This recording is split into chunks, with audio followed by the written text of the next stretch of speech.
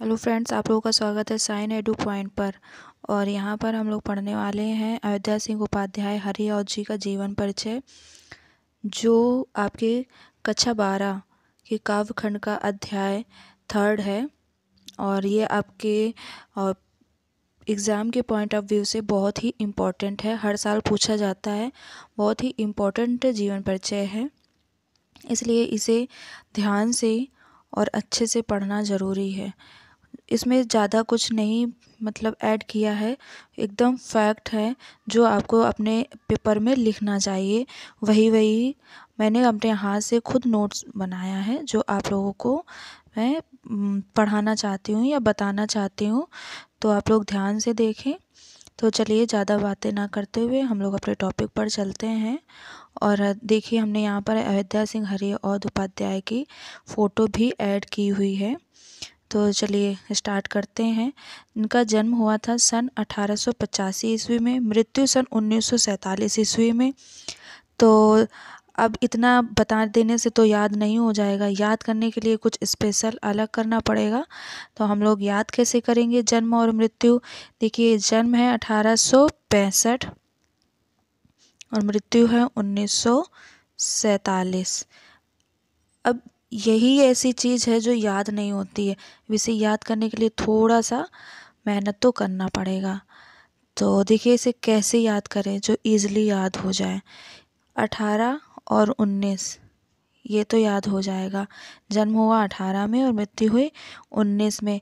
अब ये 65 और 74, इनको ऐसा करो ना, ये जो 65 है तो ये इधर कर दो, ये इधर कर दो, ये 6 का 7 कर दो, ये 5 का 4 कर दो, और बस अपोजिट जगह पे रख दो। एक 5 का 4 कर दिया, 6 का 7 कर दिया, 5 को यहाँ पे कम कर दिया और 6 को 1 बढ़ा दिया। थोड़ी थोड़ी टेक्निक लगा कर अगर हमें याद हो जाता है तो बहुत अच्छी बात है ये हमारे लिए। तो चलिए आगे देखते हैं हम लोग। अगर ये आपको समझ में आ गया है तो बहुत ही अच्छी बात है। और अब हम लोग आगे चलते हैं।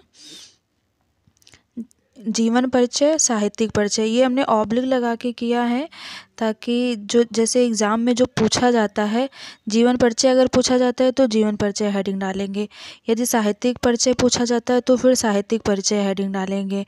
ये एग्ज़ाम में क्वेश्चन पूछने के ऊपर डिपेंड करता है। वैसे क्लास 12th में साहित्यिक परिचय पूछा जाता है तो आप साहित्यिक परिचय ही हेडिंग डालिएगा वहाँ पर। तो आगे देखते हैं।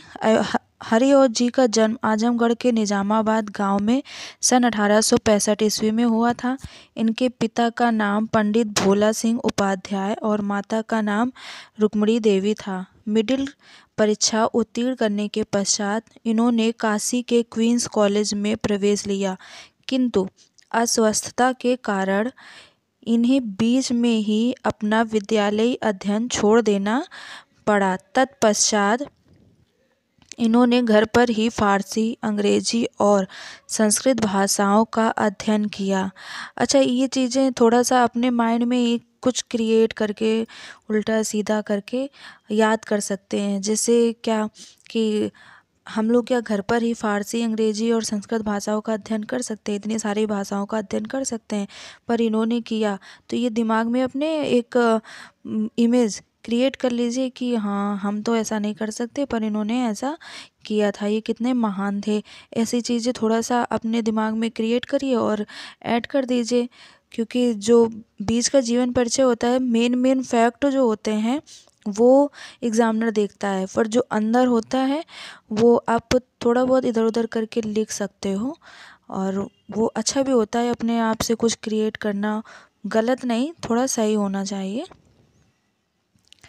तो देखिए, फिर कुछ वर्ष तक इन्होंने निजामाबाद के तहसीली स्कूल में अध्यापन कार्य किया। बाद में 20 वर्ष तक कानूनगो के पद पर कार्य किया। कानूनगो के पद से अवकाश प्राप्त करके हरिऔध जी ने काशी हिंदू विश्वविद्यालय वाराणसी में अवैतनिक रूप से अध्यापन कार्य किया। अवैतनिक का मतलब बिना वेतन के।